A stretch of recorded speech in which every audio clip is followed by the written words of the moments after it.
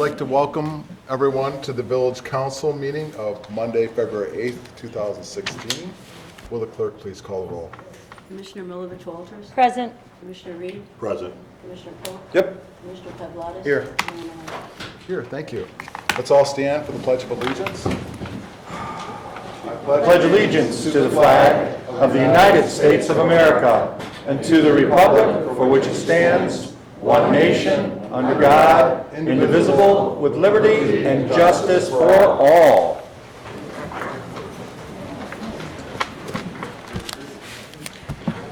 Council members, you have in your packets this evening a draft of the minutes from our previous meeting, January 25th. Any questions, comments? If not, I would seek a motion to approve those minutes at this time. So moved. Second. Hearing a motion and a second, would the clerk please call the roll? Commissioner Milovich Walters. Yes. Commissioner Reed. Yes. Commissioner Polk. Yep. Commissioner Pavladis. Abstain. And Yes, thank you. Tonight, we have a recognition and proclamation. It's not an appointment or presentation, but I think it's both of the other two. The Lions Club Appreciation Award to the Palos Park Cadets. Commissioner Polk. Good evening, everyone. Come on up, Lions Club. Come on up, cadets.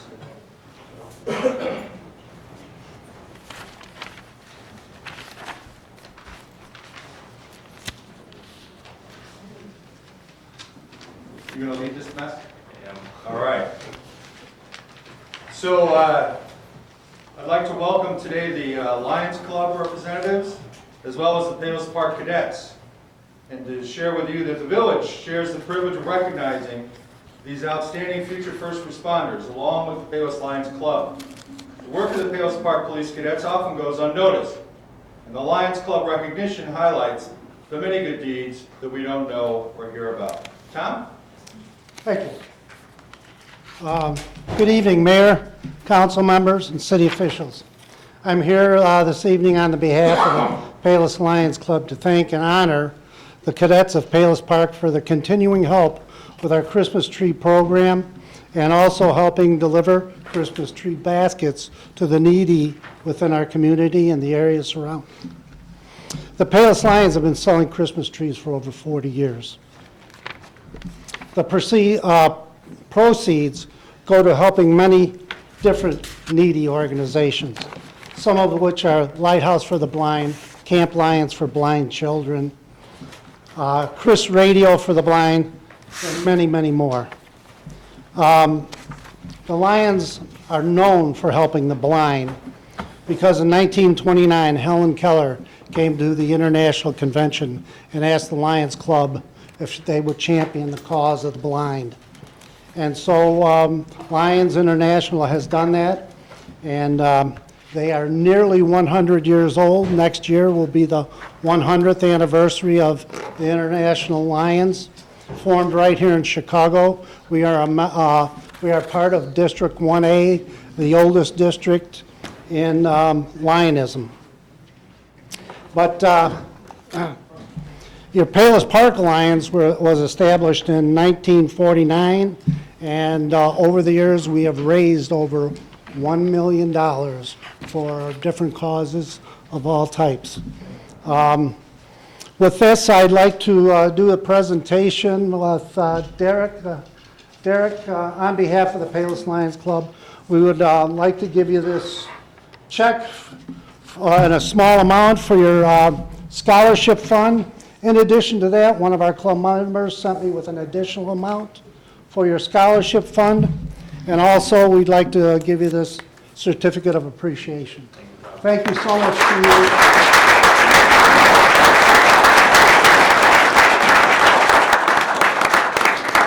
Cadet Commander Kazmarczyk, you want to introduce the rest of the team that's with us tonight?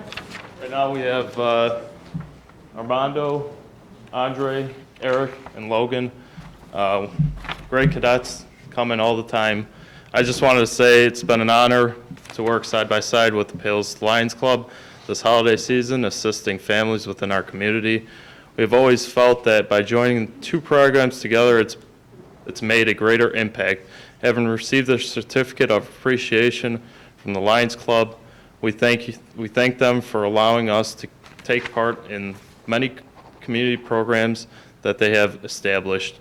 We, the Palos Park Cadet Program, would like to thank Tom Crowhurst and the Palos Lion Club for their annual donation to the cadet program and commitment to help us continue to make Palos Park great. Thank you.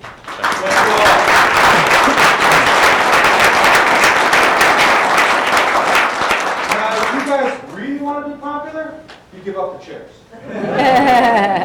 Thank you all.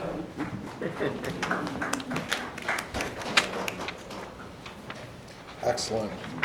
We have one committee appointment this evening for the library board. Steve Desmond. And this is to complete a term vacated by Marie Van Huys to expire June 1st, 2016. This is an appointment that has been submitted by our library board. Steve has been serving on our recreation board for a number of years. He's been very active, and I know that he will do an excellent job on the library board. So if, is Steve here tonight? Steve's not here tonight. Okay, I didn't think so. Anyone have any questions? Otherwise, I would seek a motion to approve his appointment to the term to expire June 1st, 2016. I'll make a motion. And I'll second it and say Steve's been a wonderful part of the rec board. Sad to see him go, but happy to see him, participate in the library board too. Excellent. Will the clerk please call the roll? Commissioner Pavladis? Yes. Commissioner Milovich Walters? Yes. Commissioner Reed? Yes. Commissioner Polk? Yep. And Mayor Mahoney? Yes. We have no hearings this night, so we'll go to the consent agenda. Items on the consent agenda are routine, have been brought forward at the direction of the Board of Commissioners and will be enacted with one motion. If discussion is desired, that item will be removed from the consent agenda and considered separately. I just do note that item B, which was regarding the Palos Lions request to serve alcohol at Chili in the Park, has been taken off that list. So item A, to approve the Public Works request to seek proposals from qualified contractors to clean and televise sanitary sewer to locate possible sources of infiltration and flow. Item C, to approve payment of invoices on the warrant list for February 4th, 2016 in the amount of $126,880.23. Item D, to approve the supplemental warrant list dated February 8th, 2016 for manual checks, payroll, and recurring wire transfers in the amount of $887,686.27. Motion to approve the consent agenda. I have a quick question for Public Works. Don't we own our own television equipment to check the sewers? We do, but this type of job is way extensive, and we cannot have our staff just do that. It would take too many people, and another truck has to be specially set up to handle it. So we need to be free to be able to plow. What does our truck do? We can do smaller jobs when we know that there's a break somewhere and we got to televise to figure out, but we're doing miles and miles, and we're just not staffed to do that. Mike, is that correct? Is there something else you want to add? The other thing, we're going to the older section of sewers, which are the old clay sewers. We're expecting to find a lot of root intrusion. You think? We can't do the cleaning necessary to get the cameras through. So the company will do the cleaning necessary to put the cameras through. Their equipment's a little different, a little more advanced than we have. And when defects are found in the pipe, they have to be rated on the NASCO system, which is what your WID required. You have to be certified to do that. We don't have anybody that's certified. Thank you. I'm going to get rid of that damn truck. All right, we have a motion to approve the consent agenda. No, we didn't do it. We didn't pass it. I'll move approval of the consent agenda. I'll second it. We have a motion and a second. Will the clerk please call the roll? Commissioner Milovich Walters? Yes. Commissioner Pavladis? Yes. Commissioner Reed? Yes. Commissioner Polk? Yep. Mayor Mahoney? Yes.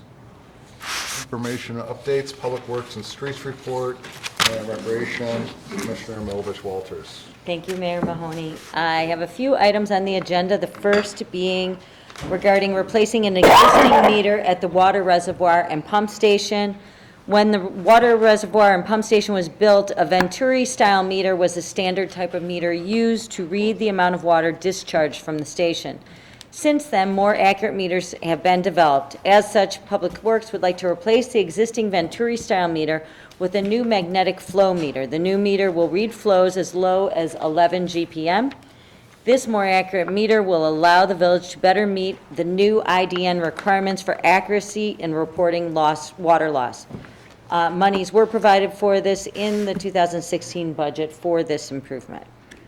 Anybody have any questions? The amount of this new meter is $9,941. No questions. I'd like to make a motion to approve the proposal by Metropolitan Industries in the amount of $9,941 to purchase a new magnetic flow meter. Second. We have a motion and a second. Any questions? Will the clerk please call the roll? Commissioner Milovich Walters? Yes. Commissioner Pavladis? Yes. Commissioner Reed? Yes. Commissioner Polk? Yep. Mayor Mahoney? Yes. Next item on the agenda is regarding pavement and maintenance and striping of the Metra lot. We are seeking approval to complete some minor maintenance at the Metra lot to extend the life of the existing pavement. Public Works has received a proposal from Jack's Seal Coating to fill approximately 7,500 linear feet of cracks in the lot. After the work is complete, the lot will be restriped, including all parking stalls, stop bars, center lines, and arrows. Monies were provided in the 2016 Metra budget for parking lot maintenance. And I would like to make a motion to approve the proposal from Jack's Seal Coating in the amount of $5,800 to complete the improvements at the Metra lot. Does anybody have any questions? Well, I made a motion. Anybody second it? Will the clerk please call the roll? Commissioner Milovich Walters? Yes. Commissioner Pavladis? Yes. Commissioner Reed? Yes. Commissioner Polk? Yep. Mayor Mahoney? Yes. Last item on the agenda is replacing the roof at the water pump station. Public Works is seeking approval to replace the roof and the gutters at the water reservoir and pump station. The building was constructed in the early 90s, and it still has the original roof. We've received 3 proposals for this work. Lang Home Exteriors was $18,400.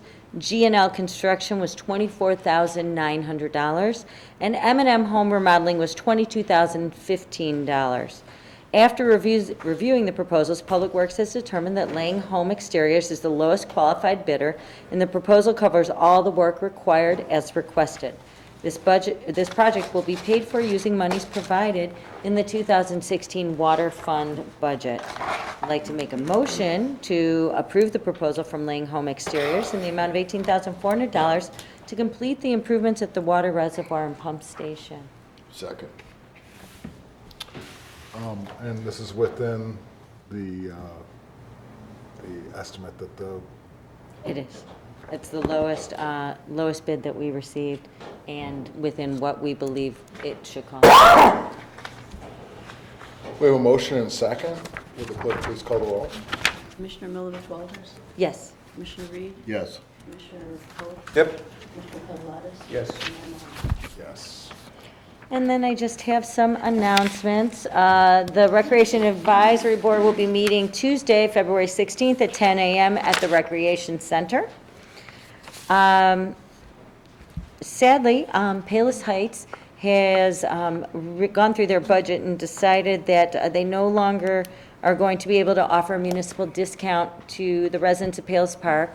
Also, Palos Hills and Worth are affected by this. They're only going to allow resident rates for Palos Heights residents. So if you want to join the Palos Pool, you'll be paying a non-resident rate like the other towns other than Hills and Worth had been doing. But, so that was a decision by Palos Heights, and we don't have any control over it. So if you enjoyed the benefit of that for many years, I'm sorry to say, you can pay a few extra dollars this year. We did try to cross-examine them a little bit. Yes. But without success. Yeah. To get a rationale to why they would decide to do this. Because they wanted to. Yeah, you know, anybody's guess is as good as anyone else's. Mine is with the new recreation center, they just looking to make sure they're funding it as much as possible. I think probably 7 or 8 years ago when they put the non-resident rate for Palos Park, they needed people to come to the pool, and now the pool's doing well, and they don't need us anymore, sadly. Sadly. So Now you have choices. So, I also have some other announcements. In case you didn't know and didn't participate, this past Saturday at Crawdad Slough at 95th Avenue and 104th Avenue, it was deemed an ice skating pond by the Forest Preserves of Cook County. This is another joint effort with the Forest Preserves.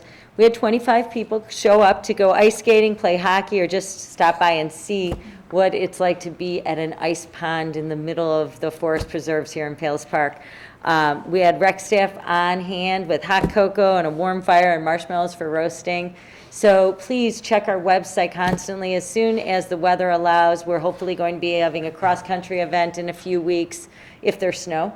I know everyone's going, no snow, but if it happens, there will be that. So check our website, palospark.org, and the recreation link so that you can see when we're hosting some of these events with the Forest Preserve.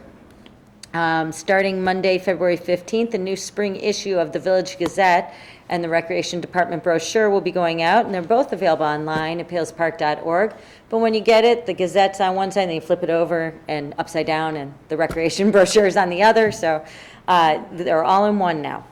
Also, we have a teen dance set for this Friday, the 13th. Yes, Friday the 13th, from 6:30 to 8:30. It's $5 to enter. There will be prizes and concessions available, and a DJ will be playing music. It's at our recreation center. It's a nice way. The kids have a long weekend holiday. If you're not going out of town, they grab some friends, go dance, and, hang out for a while in a place that's not your home. And they can be as loud as they want then. Okay. Also, coming up before you know it, 2 weeks from now, is Saturday, February 20th. It's Chili in the Park, pun intended. And it's at the Recreation Center. We are welcoming the public to come and taste the chili. The chili competition is a sanctioned event. You get to vote on your favorite chili. Music by a group called Take Two will keep you hopping. And the Palos Park Peddlers Bike Club will be selling hot dogs and refreshments if the chili is just not enough for you, or in case you want to take the chili and dump it on the hot dog and make a wash it chili down dog. with the hot dog. There's nothing Exactly. The doors open at 12:30. $5 allows you to taste all the chilies that are there to be voted on.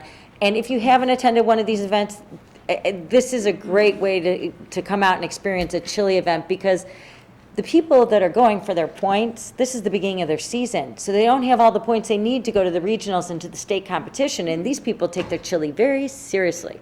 So come out. There will be a lot of people cooking, and you get to try any and all that you want. And it's a great time. So Really please is keep a lot that of in fun. mind. 12:30 on February 20th at the Recreation Center. $5 at the door. Eat all the chili you can handle. Usually there's at least 20 or more. So that's what we're shooting for, and please join us. And then we have a trip coming up. We're offering an overnight trip to Kohler, Wisconsin, June 13th to the 14th. Reservations are being taken until February 11th, so it's coming up on that deadline in just a few days. The trip features golfing and shopping, and you'll receive a motor coach transportation, a tour of Kohler, 2 meals, and your choice to play golf or go shopping. We hope you can join us. Call for more information, 671-3760. And that concludes my report. Are there age restrictions on the dance? It's teen, so junior high 19. and high school. High school. Let's, 8th graders or high school? Freshman would be the oldest, sir. Okay. oldest or Freshman will be youngest? the oldest? Would be the oldest that would be invited, right? So, Our 6th grade. you're so doing down to junior middle high. school, that's the information I'm looking for. Yeah, you didn't have it that way. I'm sorry, Middle schoolers Leanne. aren't teens. Yeah, they're junior teens. They're They not think teens they're- yet. Actually, they think Yeah. they're 35. So we're That's what talking I about think of as sixth teens, grade, but- sixth grade to 6th through eighth or freshman year. Sixth through freshman year? Thank you. Okay. Well, now that makes it a little more clear. Sixth graders through freshmen. So now get your junior high kids and those freshman kids that are dying to go to the dances and the parties, but you don't let them because they're still too young, see? So now they can go to a dance and hang out with their friends and listen to music. So that is this Friday, the 13th, 6:30 to 8:30 at the Recreation Center. Again, thank you, Dan, for clarifying. Junior high and freshman. As the father of 3 girls, inquiring minds wanted to know. Paul, I believe that's the 12th. Why does it say the 13th? Saturday's the 15th. Oh, man. You see, you guys got us off our game. Friday the 12th? You can smile, it's gonna be okay. Friday the 12th. Okay. Man, oh man. Well, I'll change it there. Friday. Just Friday. How about this Friday? Is it Friday? It's Friday. This Friday. This Friday? This Grade Friday. 6 through freshman. Wait, Tuesday, Wednesday, Thursday, Friday. 4 days from now. Damn. Well, I can count. At least that's an improvement. I couldn't read the calendar, but I can count. Okay. So this Friday, 6:30 to 8:30, junior high and freshman age kids. Dance. Present. No, dance. Oh, dance. Dance. Sorry. 6:30 to 8:30. That's it? That is it, because if we go any more, I'm gonna You're exhausted. something's gonna be, else is gonna be wrong. Commissioner Reed, you have the building and public property report. Thank you, Mayor Mahoney. As this is a public meeting, the visitors' comment period is going to come at a later point.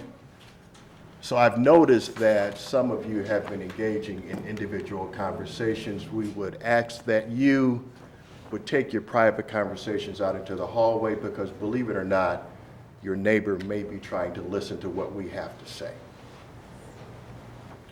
With that being said,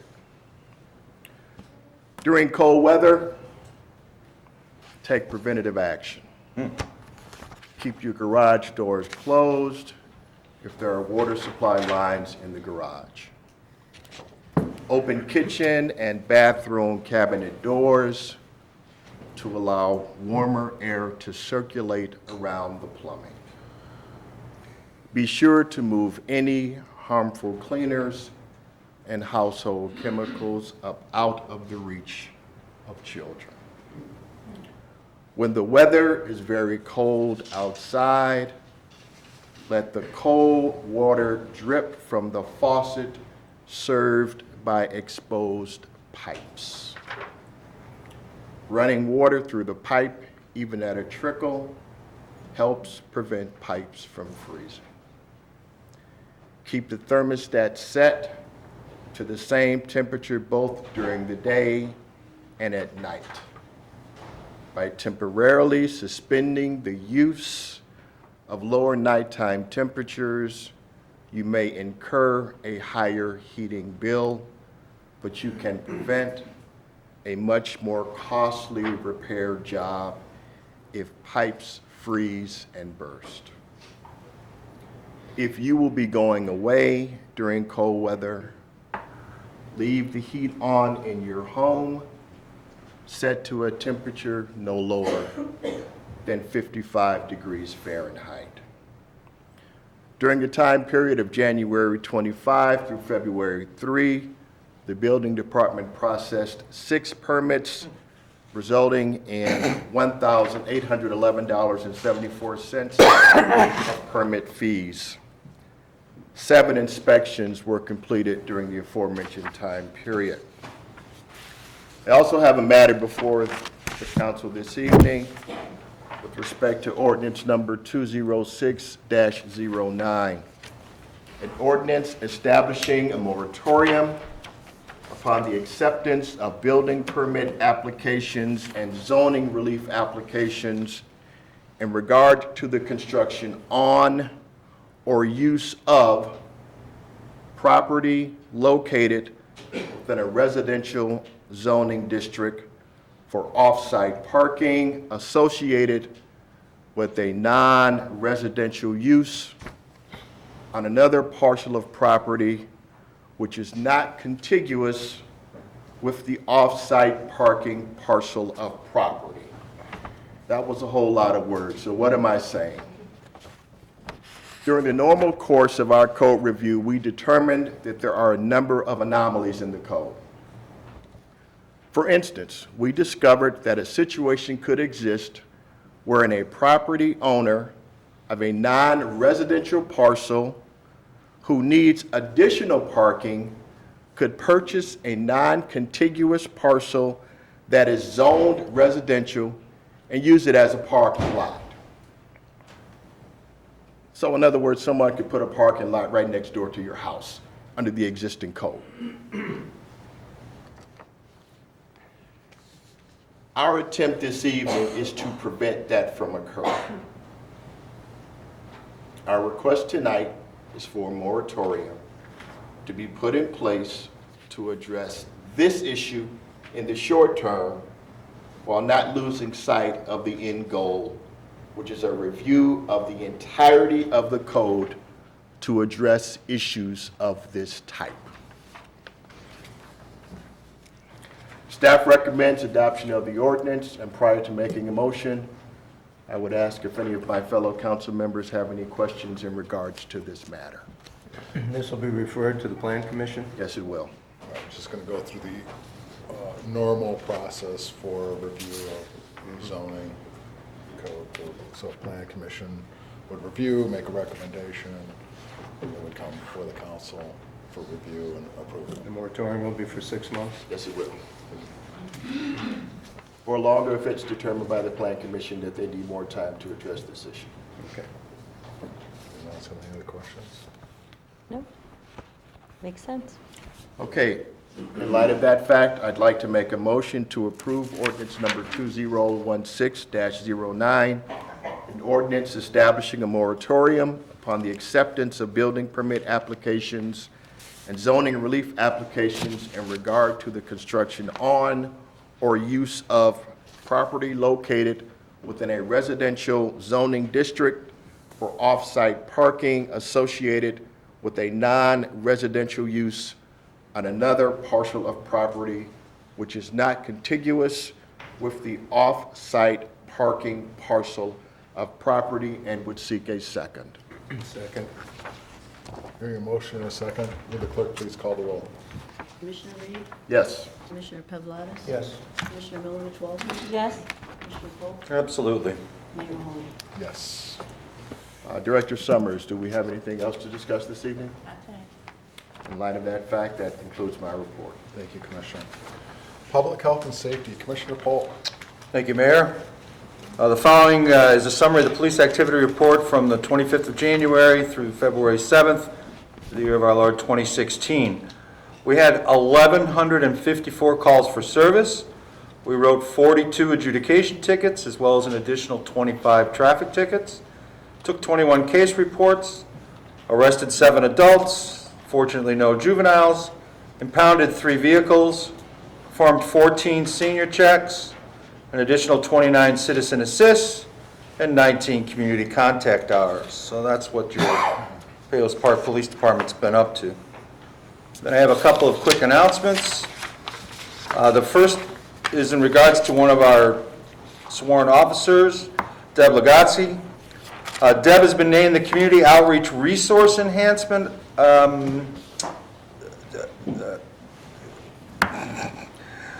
the Community Outreach Resource Enhancement Officer.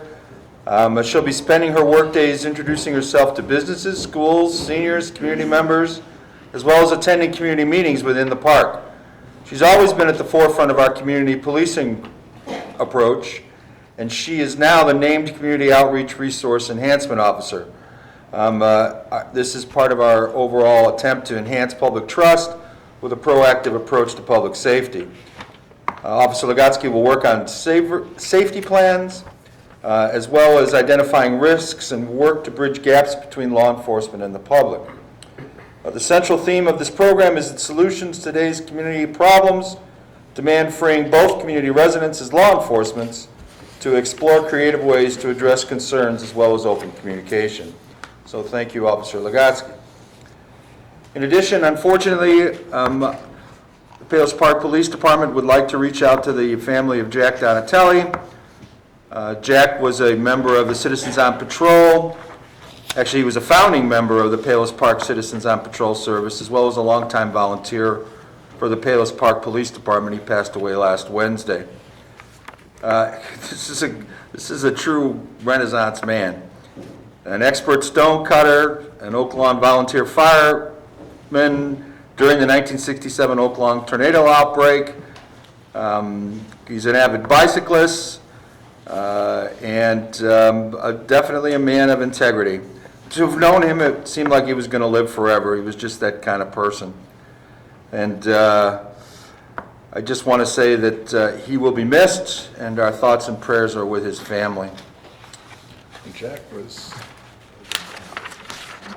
Yeah, I want to say 93, but if anybody wants to correct me, I would stand corrected.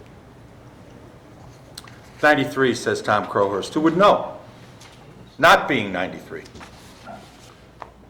he's a wonderful man. Absolutely.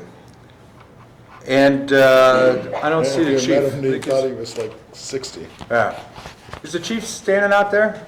No, all right. No, I just wanted to ask him if he had anything else he wanted to add, because it's not like I run the police department. I'm sorry, Chief Miller, I just wanted to ask you if there's anything else you wanted to add to the police department report. No. Thank you. And that concludes my report. Excellent. That's why I love that man. Accounts and finances. Thank you, Commissioner Mr. Mayor. Pavlanis. Thank you. I don't have a formal report, but I have a couple of announcements. This is from the library, Teddy Roosevelt Live. Join us as an actor. Terry Lynch performs as Teddy Roosevelt, reflecting on the triumphs and failures of his first term in office. The date is Thursday, February 18th at 7 p.m. Register online or by calling the library at 708-448-1530. And the library board also meets on Wednesday, the 17th at 7 p.m. in the library. And that concludes my report. Thank you kindly. All right. Tonight, our village council's agenda includes, this is my report now.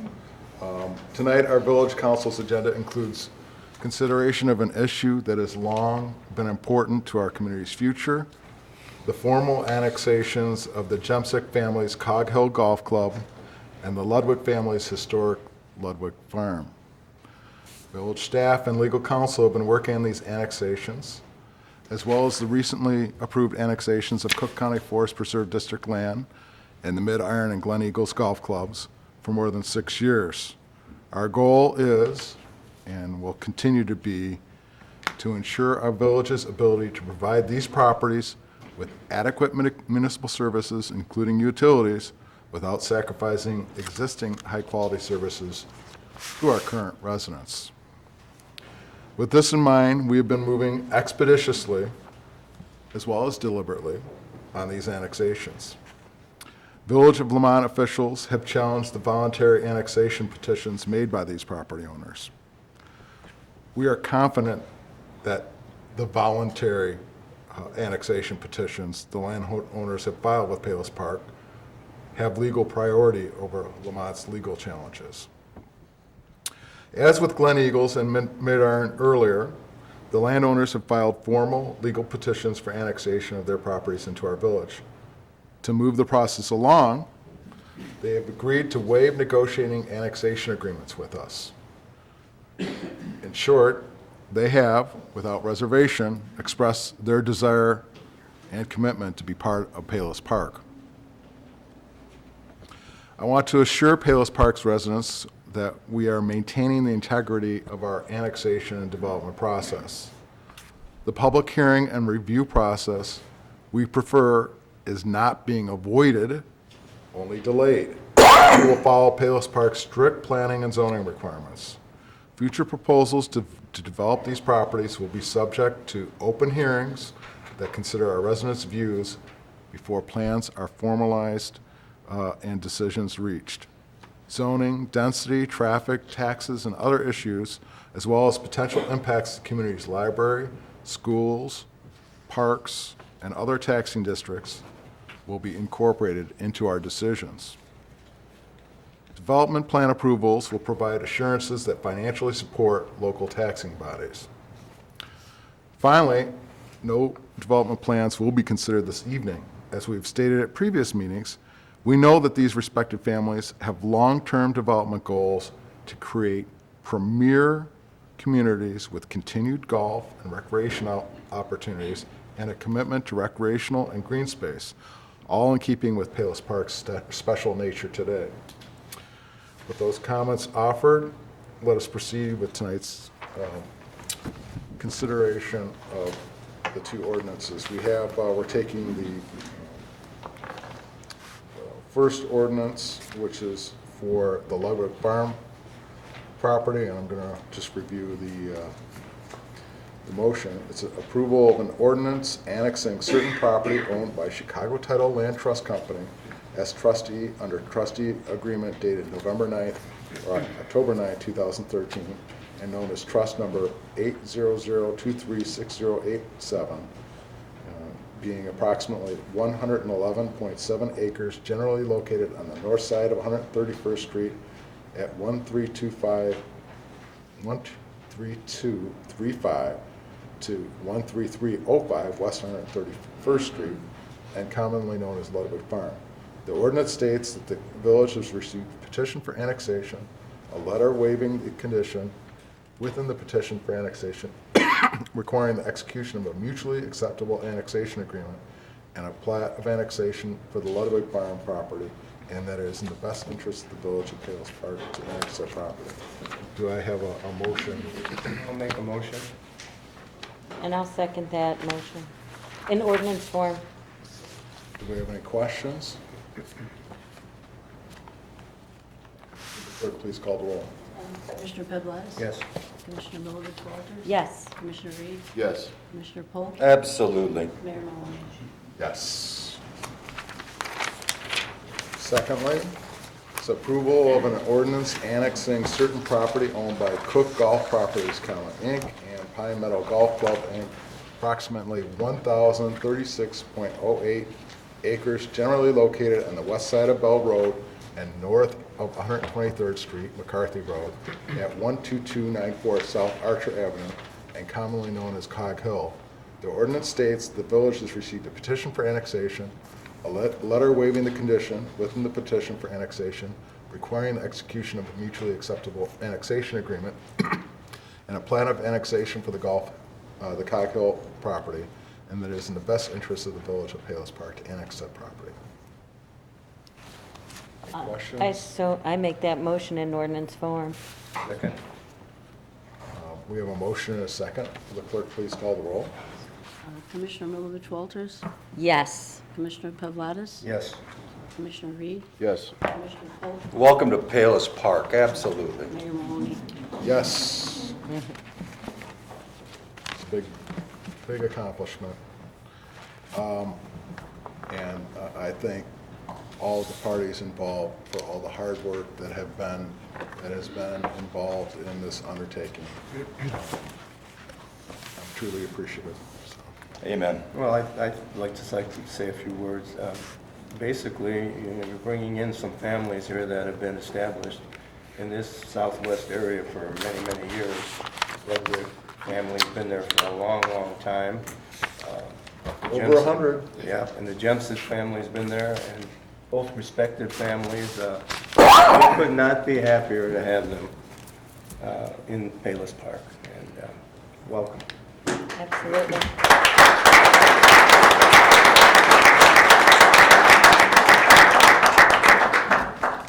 I just want to further comment that I see Cook County Commissioner Sean Morrison in the audience. He was instrumental, he and his staff were instrumental, and I just want to thank you, Commissioner Morrison, for all of your efforts. It was a big deal.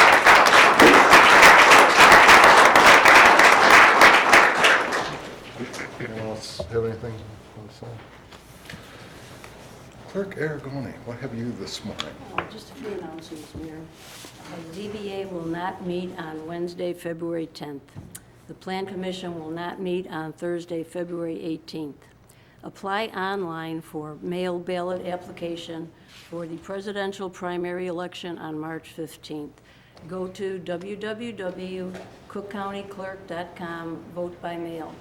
If you don't have a computer, you could come here to the Captor Center. Applications are available, and they must be completed and returned by Thursday, March 10th to the Cook County Clerk's office, mail voting unit. And just wanted to report on, we had Senior Club today, and a really big crowd. Lois Lauer from the center came, and she brought some people with her. It's an amazing place, and they did a slide presentation. All they do there, and most people are not even aware. Some people have never been there. All they can relate to basically is the farm. Oh, there's so much more. And they They have really, have something for everyone. really from small children, adults, seniors, real nice live presentation. And then she had a display of wood carving, and they showed a block of wood, which you could do. It was really cool. And baskets and lapidary, which are rocks. Everybody really, really enjoyed it and came away with a totally different impression on the center. They have a lot of adult courses. Yes. Yeah, Oh, they do. It just goes Lots of- on and on. Adult art lunches, like every courses. Yeah, all Tuesday. year long, Yeah. they have Learning things there. lunches. Just a really impressive place, so very. And they're so generous and welcoming, because they. Especially to the park.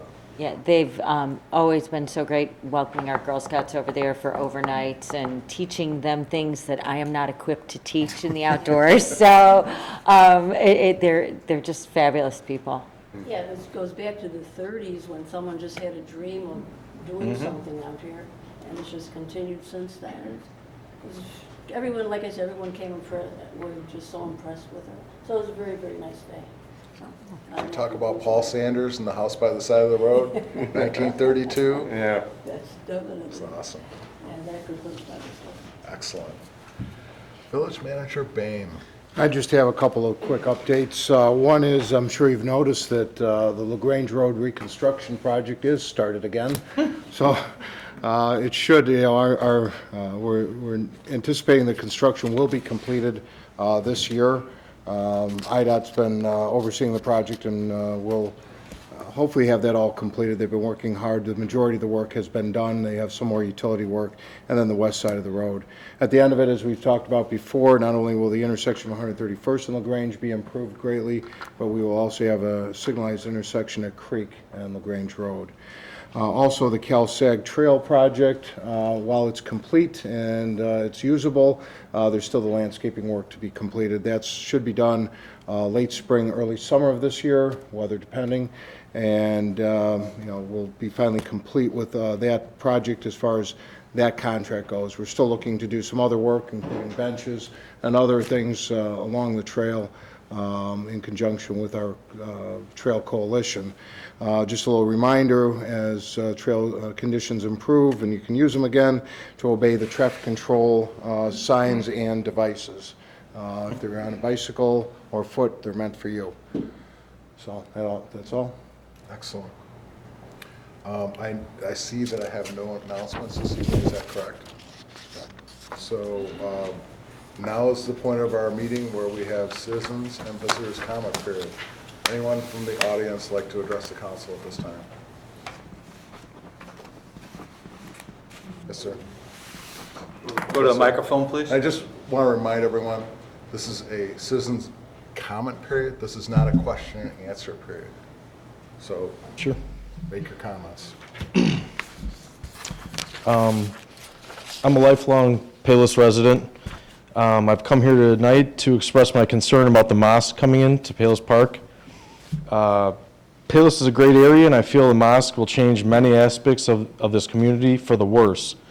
I received a flyer in my mailbox last Monday, and I'm here to elaborate on some of the points made in the flyer regarding the mosque.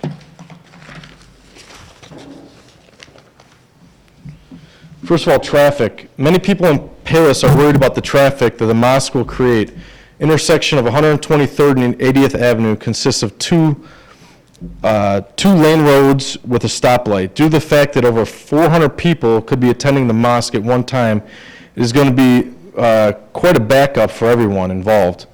The Payless Community Hospital is directly across the street from the proposed mosque. When the traffic is all backed up in every direction and an ambulance is trying to get through to the hospital, is going to be quite a problem. Sometimes the difference between a person's surviving and a person not surviving can be minutes. Minutes are critical in this situation, and if this intersection and others around this mosque are going to be constantly backed up with people coming and going from prayer sessions, then it is putting patients' lives in jeopardy that need urgent care. Also, large amounts of traffic will be coming through our neighborhoods.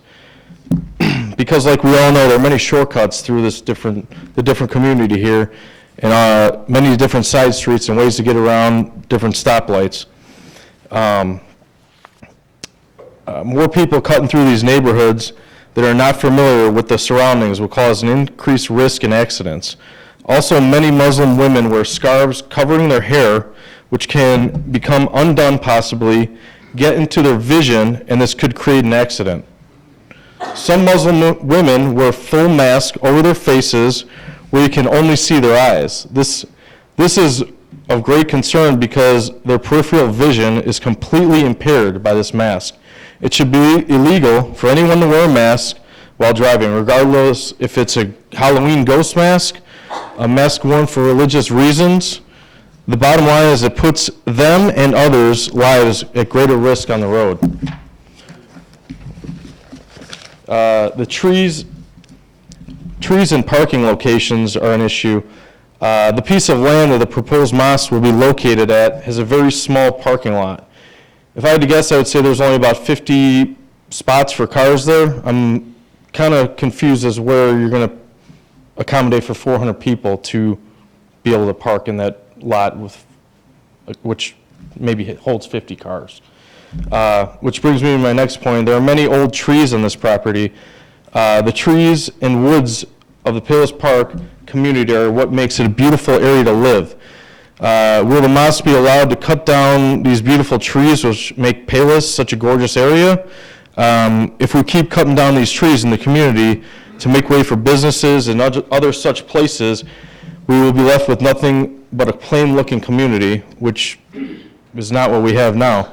The trees, the water, nature, wildlife are very important and should be preserved as much as possible. People are going to be moving out of the Palos area as property values decrease.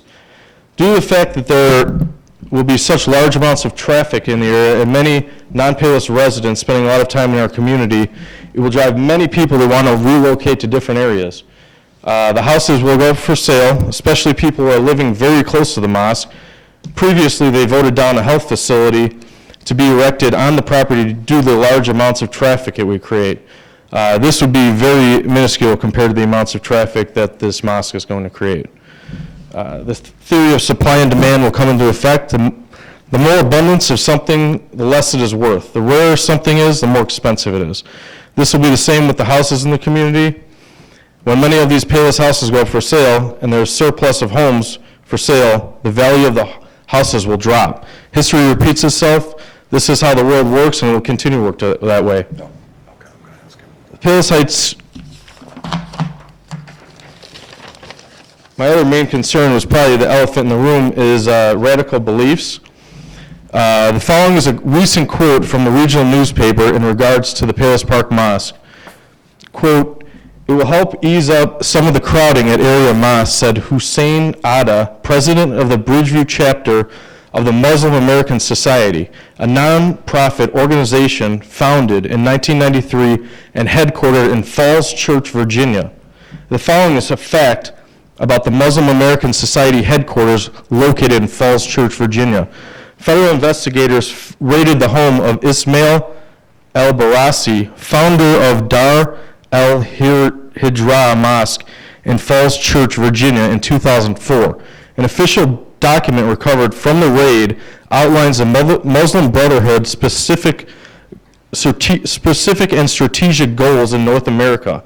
The document was entered into evidence in the 2008 Holy Land Terror Funding Trial. Al-Barasi was a member of the Palestine Committee, which the Muslim Brotherhood had created to support Hamas in the United States. The following is a quote from the document recovered during the raid. Quote, "The process of settlement is a civilization jihadist process with all the world means. The Muslim Brotherhood must understand that their work in America is a kind of grand jihad in eliminating and destroying the Western civilization from within and sabotaging its miserable house." Quote, "This mosque in Palos Park is a chapter of the same mosque in Church Falls, Virginia. My concern is, do they have the same strategic goals as their mosque, basically their mother mosque in Church Falls, Virginia? Do they have the same beliefs and the same values as the founder of the mosque that they are direct linked to. I'm concerned about that.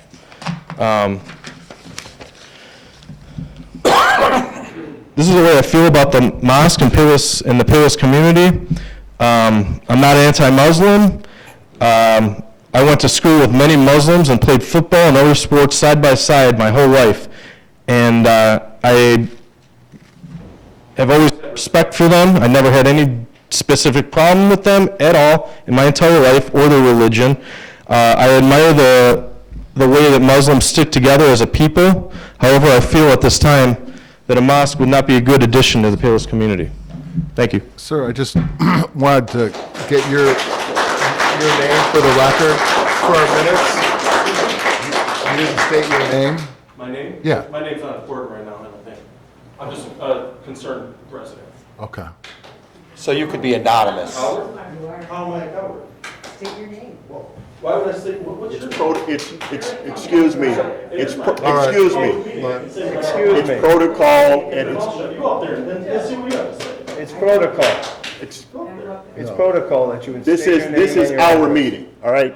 This is our meeting. We're gonna run it like we run it, okay? It is protocol for whenever someone gets up there to speak, they state their name. No, you don't have to. I said it is protocol. If you don't want to abide, don't talk. Good riddance. Next. Anyone else like to address the council at this time? Commissioner Hennessy? I'm not here to talk about the mosque. Oh, pity. I'm a little old, so I'm going to be going home to bed soon. So I just wanted to tell you, I represent Cog Hill, Ludwig Farm, Glen Eagles. I see one of my colleagues sitting there. Normally I don't talk to boards, but I wanted to tell you how grateful my clients are to be part of your community. It really was a very easy choice. I wish it had been made years ago when we first started talking about it, Mayor. We're here largely because of a determination that this is a community worth being a part of. Familiar with the community for many years. I see Rosemary Capter's picture up there on the wall. I was here years ago in front of about 1,000 people with Bob Gallagher. It was a very interesting meeting that night. But we learned a lot about Payless Park in the process, lessons I never forgot. We look forward to having a good relationship with this village. We think we're going to bring, you call it a premier community. It'll be the jewel in the crown when your people get a chance to see what we have in mind over the next 35 years, 40 years perhaps for Cog Hill. I want to congratulate you, Mayor. Without you sitting there, I wouldn't be here tonight. Thank you, sir. Thank you.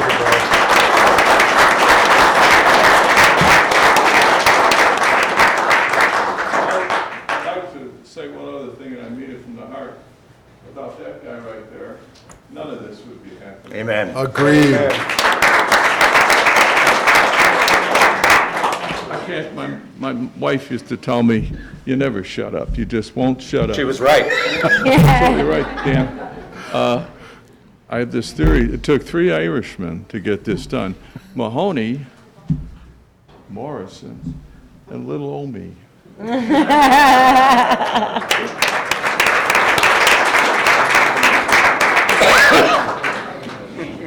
Anyone else like to address the council? I would. Yes, ma'am.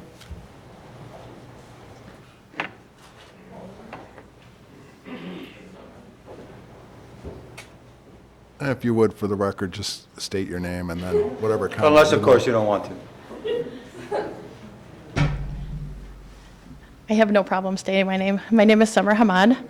I'm actually a resident of Payless Park. I've been here for a little over a year by the grace of God. I just wanted to, I don't want this to be, like religion against religion, but I just want to state that our religion is a peaceful religion, so we don't expect, to people to be driving like maniacs through the streets. I don't expect people to be, not allowing sorry, I'm new to this, not allowing, ambulances to go by when they have to. We expect it to be something that will bring to the community, not just to ease the traffic and everything off of Bridgeview Mosque, but just so that way you have like a sense of when you go to a mosque, you're going in there, you're looking for peace, and when you're coming out, it's the same thing. It shouldn't be, all of this animosity against religion and everything. That's not what our religion is, and I know that I hear people talking, but if you don't know our religion started with Christianity and Judaism, and it just ended up where, chances were, given. So I don't want to come up here and give a sermon or anything, but if we're going to fear religion, I don't stand, I don't stand and judge people by what I see and what they do, because if I did, I would be afraid to have my children near a church, because everything that you see and you hear on TV with the pedophiles, with the priests that you see, that's not what our religion is. We're not here to judge. We don't expect people to judge us. We don't want to judge anybody else. So if, just like I don't go and stand in front of a church and say, no, you're not building a church here because it's just going to bring trouble, we don't want the same thing. We just want to have our religion somewhere to go to, and it's not 400 cars and 400 people praying 5 times a day. You're not going to see that. You will see that on Fridays will be the most, but otherwise, you will not see 500 cars at 5:30 in the morning. So it's nothing that you guys have to fear. It's nothing that, if you're going to fear religion and fear faith, then, you're going to fear everything. Thank you for listening to me. Thank you. Thank you. Thank you very much. Inshallah. Anyone else like to address the council this evening? So if you can't keep quiet, not you, the guy behind you, if you can't keep quiet, I'm going to ask that you get escorted. I'm going to ask that you be escorted out. Quiet, sir. Charles Baker, 125 1180 9th Avenue. My only fear of the mosque is the traffic. She said like Friday, and I believe that. If you've ever been to 94th in Harlem at 12 o'clock on Friday, or Saturday morning in the summertime when you have the open market, it is a traffic nightmare on every side street on Harlem Avenue. That's my only concern, is the traffic and congestion. It's a very rural area. So that's the only thing I have. Thank you. Thanks, sir. Thank you.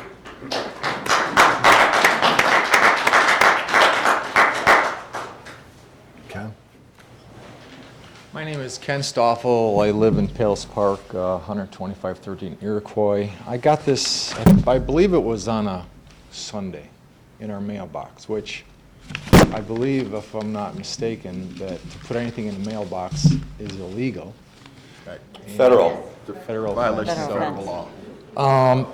I'm Catholic, I'll tell you, I'm Catholic. I think if there's anything, there's certain things, as different cultures come in, we find change can be hard sometimes.